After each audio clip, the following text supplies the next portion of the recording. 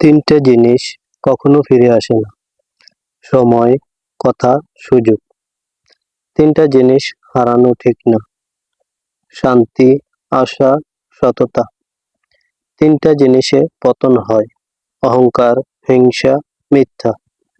তিনটা জিনিস অনেক দামি। ভালোবাসা, আত্মবিশ্বাস এবং বন্ধুত্ব। সাময়িক আবেগে পড়ে চিরস্থায়ী সিদ্ধান্ত নিও না।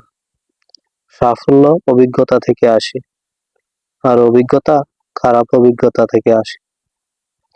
জীবনের 6টি নীতি। প্রার্থনা করার আগে বিশ্বাস করো। কথা বলার আগে শোনো। খরচ করার আগে উপার্জন করো। কিছু লেখার আগে চিন্তা করো। হাল ছাড়ার আগে চেষ্টা করো। মরার আগে বাঁচতে শিখো। মানুষের মনটা বুঝতে শেখো, তার কথাগুলো নয়।